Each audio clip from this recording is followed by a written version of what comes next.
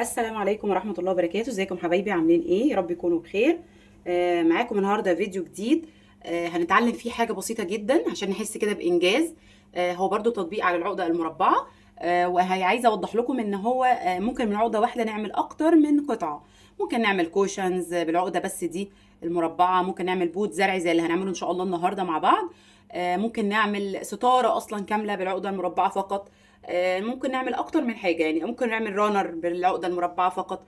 اشكال كتير جدا ممكن نعملها بالعقده المربعه فقط. فان شاء الله النهارده معاكم هنعمل بوت زرع لطيف كده وسهل سهل جدا، مش بياخد وقت خالص. وهنحس بانجاز ان شاء الله ان احنا عملنا قطعه ممكن في بيتنا تضيف لمسة هادية وجميلة لبيتنا. فيلا بينا نبدأ. نسمي بسم الله ونصلي على رسول الله صلى الله عليه وسلم، وما تنسوش اللايك والشير والسبسكرايب. ويلا بينا. معانا النهاردة جبنا 8 خيوط خيط مجدول 3 ملي، خيط مجدول 3 ملي. جبنا 8 خيوط اوكي، وعلقناهم عقدة التثبيت العادية على جذع اي المقاس بقى اللي انتوا عايزينه. يعني مثلا لو حابين انتوا تزودوا شويه عن الثمان خيوط وعندكم الجزء اكبر شويه، عادي نزود كمان 2 خيط. المهم ان العدد دايما في المكرميه العدد يكون زوجي مش فردي. يعني مثلا لو انا هعلق خيوط يبقى 8، يبقى 10، يبقى 12، يبقى 14. ما ينفعش ان انا اعلق مثلا 3، لا ما ينفعش اعلق 5، ما ينفعش. فعندنا دايما في المكرميه لازم العدد يبقى زوجي، يبقى زوجي 2 4 6 8 10 وهكذا. اوكي. دي معلومه برضو حبيت ان انتوا تبقوا عارفينها. ان شاء الله النهارده برضو دي هنعمله بطريقه ايه بقى. هنعمل عقده مربعه عاديه كده في كل فتلتين، ادي كده عقده التثبيت. اوكي، هنبدا من اول هنا كده نعمل عقده مربعه عاديه خالص اللي اتعلمناها. شد اهو، اهو تمام. اللي جنبها برضو نفس الكلام. لو حد اول مره بيشوفني، العقده المربعه سهله جدا. ناحيه اليمين بنعمل زي حرف الدي كده، والفتله التانية من فوق تطلع من هنا. ادي اول جزء لان هي مقسمه لجزئين، ادي اول حاجه. تاني حاجه نعمل بناحيه الشمال حرف الدي كده، ودي من فوق كده، ونطلعها من الناحيه التانية كده. اصبحت دي كده العقده المربعه كامله. اوكي، وانا دايما هتلاحظوا ان انا بحب ابدا من ناحيه اليمين. نفس الكلام هنعمل اهو عقده مربعه اهو. تمام، هنا كده برضو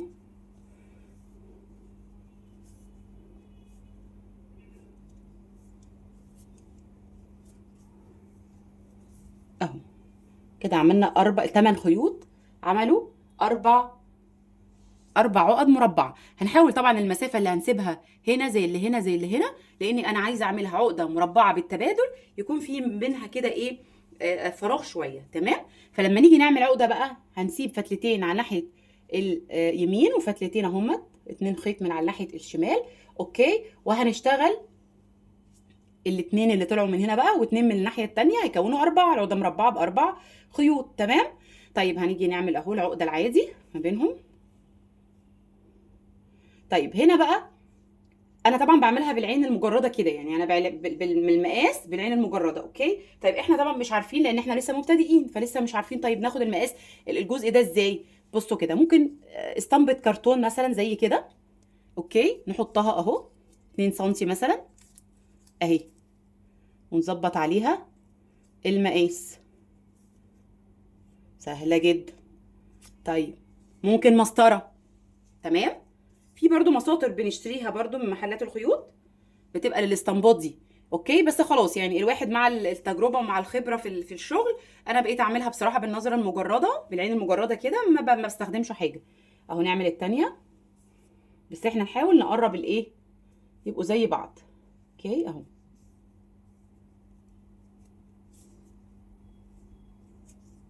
نفس هنا.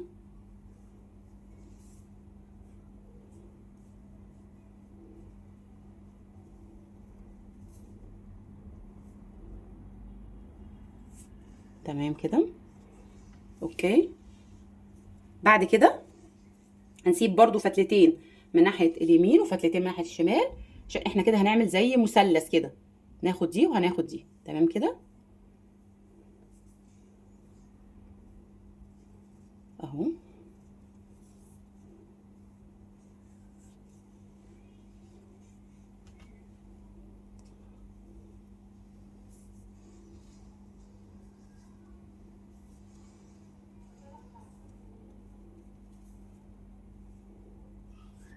تمام كده. اخر حاجه في المثلث هنسيب برضو فتلتين من ناحيه اليمين والشمال، وهنعمل اللي في النص هنا اهو. اوكي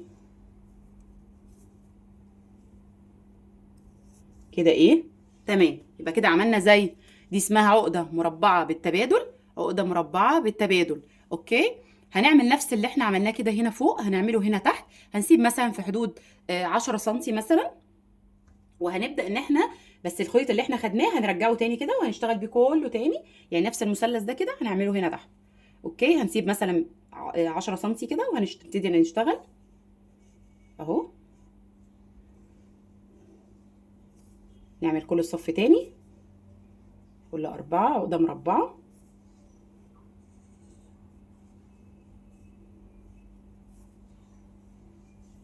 تمام كده.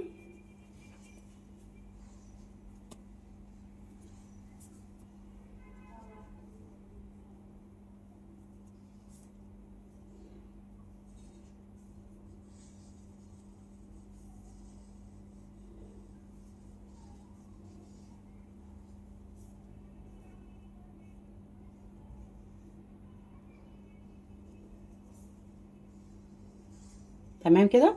هنسيب بقى فتلتين من ناحيه اليمين وفتلتين من ناحيه الشمال زي ما عملنا فوق، وهنكمل هنا اللي ما بينهم عقده مربعه. نفس الكلام برضو هنسيب نفس المسافه تقديرا اهو. تمام. فتلات طبعا، كل فتله 2 متر. حابين تستفسروا عن اي حاجه برضو اكتبوا لي في التعليقات وفي الكومنتات، وانا هرد عليكم.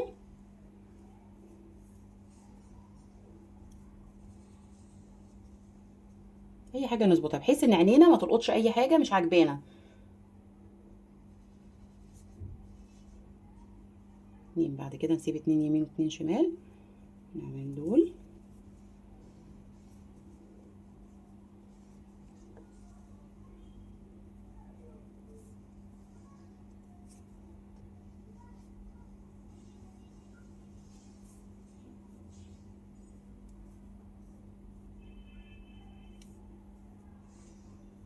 تمام. اخر واحده. طيب اخر عقده مربعه هنا كده في الصف ده. بعد كده هنعمل ايه؟ كده عملنا اهو نفس المثلث اللي فوق. هنعمل ايه بقى؟ هنجيب الخطين اللي هما اليمين، وادي الخطين دول، وهنبدا نعمل هنا كده عقده مربع. تمام اهو، عشان دي اللي هنحط فيها البوت. بس هنتاكد كده من مقاس البوت بقى. اي حاجه فيها كده ورد عندنا. انا اخترت البسيطه السيمبل دي صغنونه كده اهي. فهنشوف المقاس تمام ولا مثلا نضيق شويه. حاساها هتبقى محتاجه اضيق شويه صغيره اهي. ضيقها عادي جدا.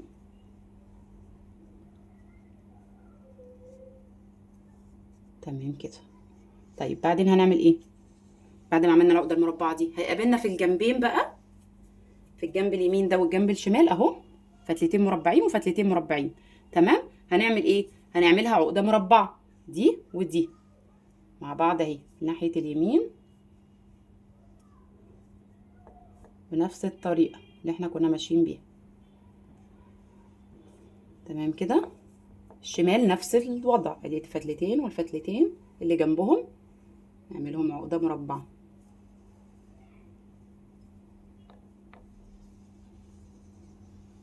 بعدين هنعمل ايه؟ الفتلتين اللي هيطلعوا من هنا نعملهم مع دي اهم. هيطلع من هنا فتلتين مقابلين لدي، هنعملها عقده مربعه مع الفتلتين دول.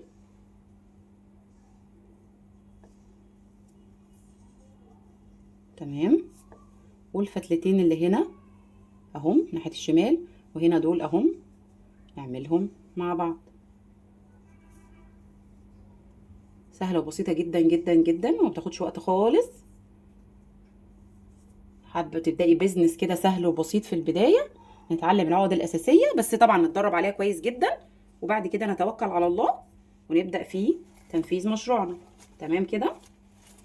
انا كده خلصت. هنعمل ايه بقى؟ هنجيب البوت كده نحطه هنا في الجزء ده كده اهو، وعلى كده على مقاسه بالظبط اهو، نظبطها بس كده. تمام. هنعمل ايه بقى؟ طيب في الخيوط دي خلاص اهينا اهي مظبوطه على قدها بالظبط. طيب هنعمل ايه؟ عندنا الجزء بتاع الخيوط ده هنمسكه مع بعض كده اهو، امسكه من تحت كده. اي خيط بقى عندي حباه، خيط ملون اوكي، خيط ابيض اوف وايت، يعني اوف وايت زي الخيط اللي احنا شغالين بيه مفيش مشكله. انا حبيت ان انا اعملها بخيط مختلف، فهجيب خيط لونه اصفر اهو محلول فتله كده، وملمنهم مع بعض وعاملين.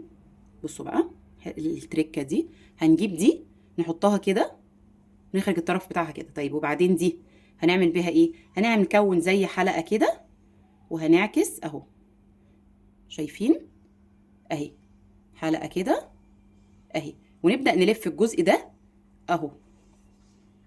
دي لفه